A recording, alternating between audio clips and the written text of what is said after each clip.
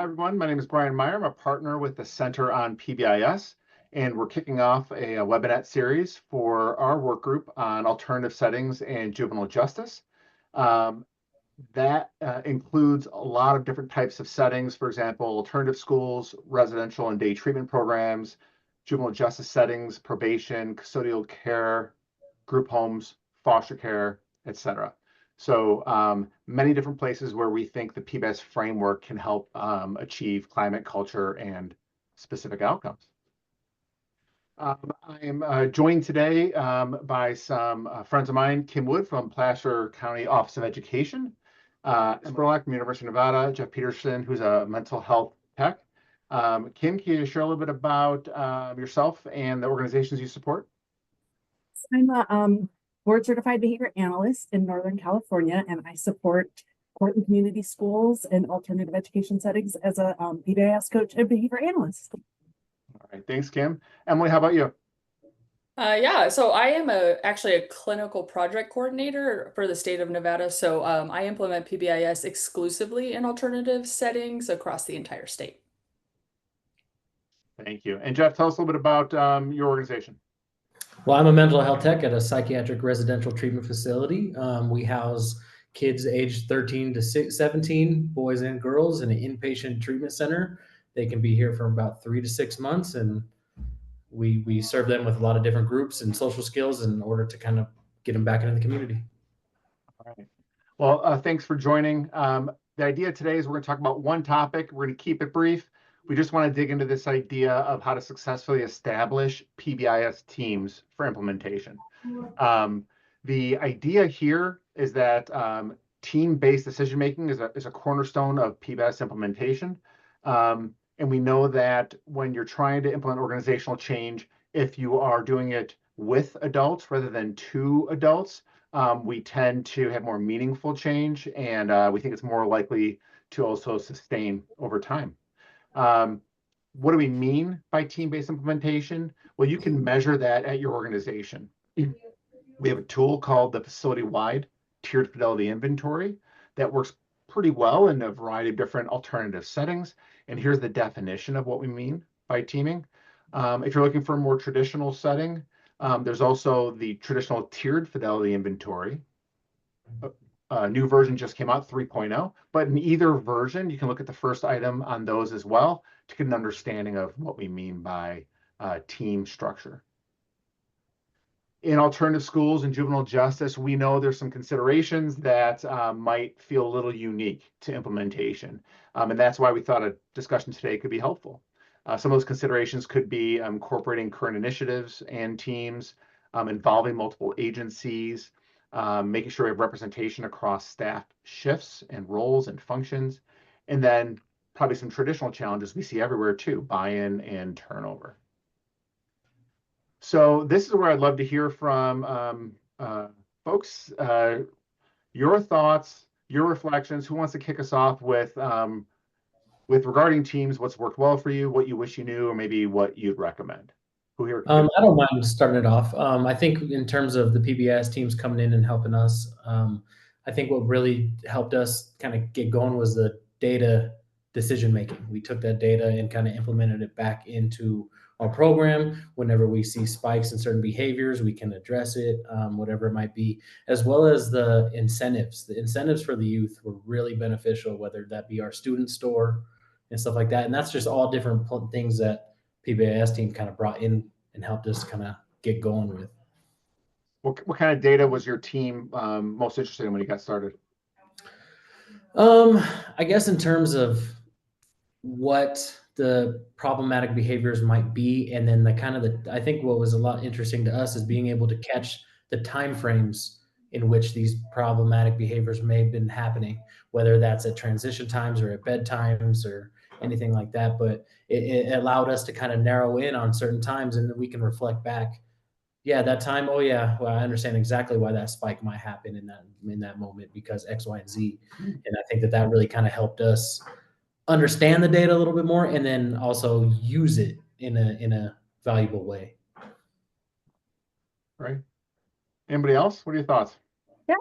I want to jump in and talk about just making sure that there's, when you're forming your team, that there's members on it that are representative, as it describes in the description too, that really just broad and robust, but that there are members that are also included in other initiatives. It's really helpful for longevity and sustainability, that PBS is braided with other initiatives, or especially things that are already sustainable and there's already buy-in. And so making sure that your team members are also involved in those things as well, so that it's not just a siloed plan that's in place.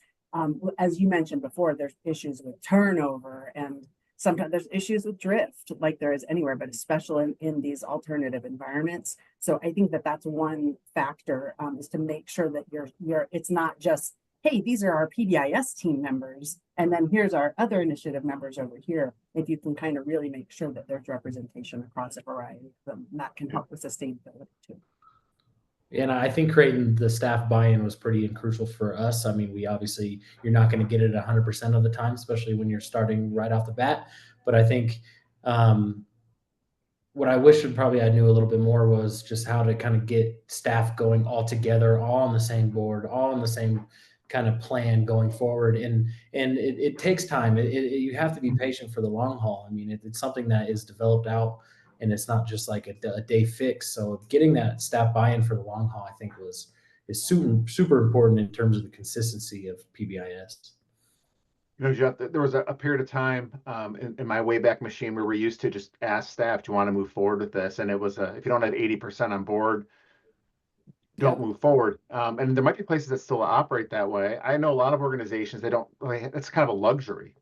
You might have to do it, or it's best practice. And so, but I think the spirit of that still works, which is if you don't have 80% buy-in, then you have to attend to buy-in. You have to keep building that capacity, and having, in a teaming structure, colleagues helping colleagues.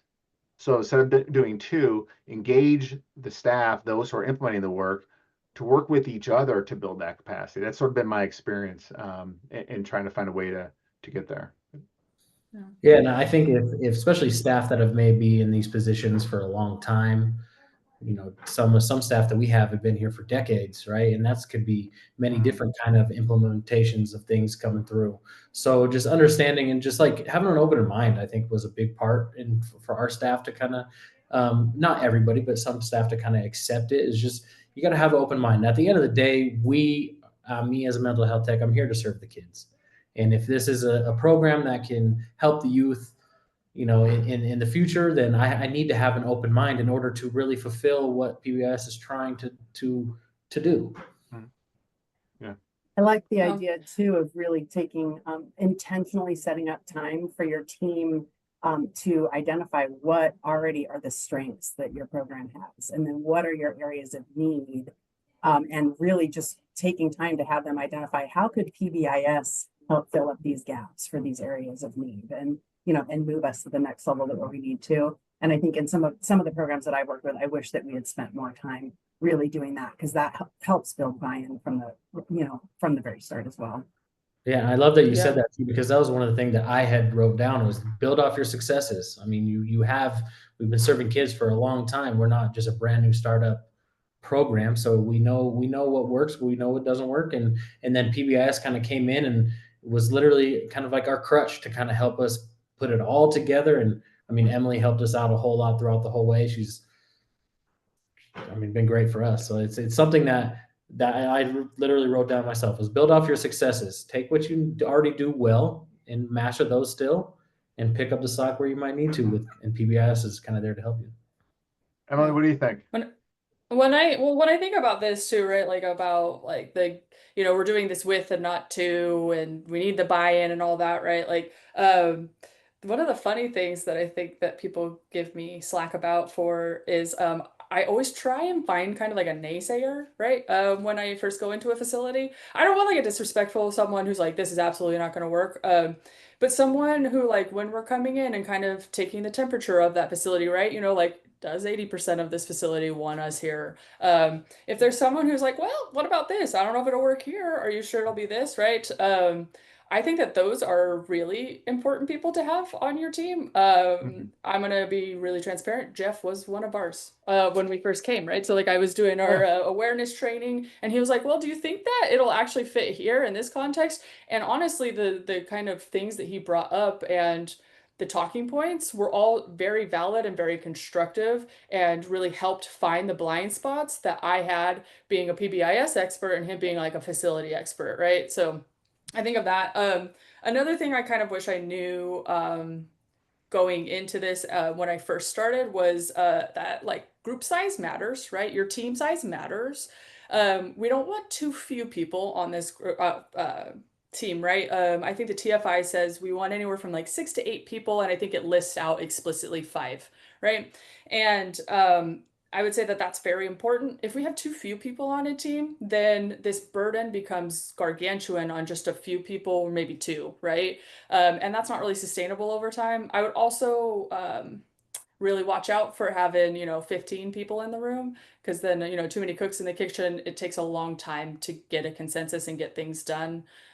So I say that when looking at like, especially the TFI, really trying to adhere to that 6 to 8 is actually very, very beneficial. What comes to mind for both of those examples to me is that the idea of team-based leadership is you're pulling together a group of individuals who are going to be making decisions on behalf of all their colleagues and who they represent. It's their responsibility to make those decisions and to be informed. It's the responsibility then of the colleagues and the settings to then implement those decisions. And you have to have both of those parts. So if you do an assessment of that team and you're not representing the voices, we could say a naysayer or anyway, just different pockets of, and their interests are invested in this team, then they're not going to be as likely to say, sure, I'll follow the direction of that team. And so both sides, I think, helps in that sense, make sure we have enough so we can get that voice, but then being very explicit, the decisions made here, we need everybody to implement. So let's all make sure we're communicating well and doing this together. And I think it's important too, in terms of alternative sites and stuff like that, compared to maybe like the school setting, is our day with the youth doesn't stop at 3 o'clock. Like it goes all the way to bedtime. So the different shifts kind of creates different aspects. So having that team is very important, because it doesn't stop when the school ends. When PBIS is continued all the way through after school, through dinner, and through bedtime, and through evening groups and stuff like that. So, and that's just a whole other dynamic that maybe a lot of people don't kind of really think about, because of the alternative sites kind of being to the side a little bit, and PBIS being new in alternative sites, is that your day PBIS might be a little bit different than your evening PBIS, basically because of just what is expected of the youth and the different social dynamics that are going on. During the day, school is kind of what needs to happen. That's what our main focus is. In the evening time, it's a little bit more social and a little bit more group therapy and openness. So the PBIS, I think, it's important to kind of know that it could look differently in different shifts and different settings as well, for us anyways. Yeah, it's a really good point. Anybody have a final recommendation on getting started with PBIS teams? Always have a plan for turnover. Always have a plan for turnover, right? So if there's someone who is filling a very specific niche piece of your tier 1, tier 2, tier 3 team, it really doesn't matter. If you know that there's turnover coming, is to make sure that like their responsibilities and the hole that they're going to leave gets filled as soon as possible, so that you don't lose time with your team overturn, I would say.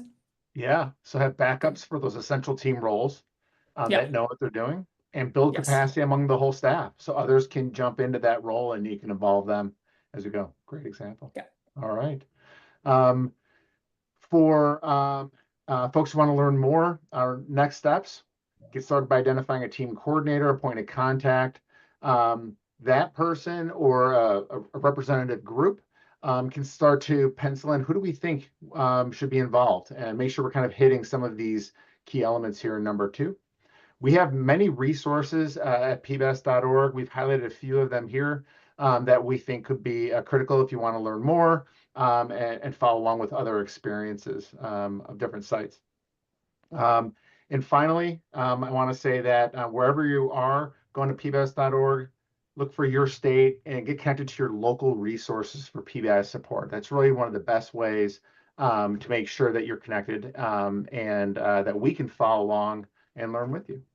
So that's all we have right now. But thank you so much to the three of you. Appreciate you guys sharing your thoughts. Thank you. Thanks.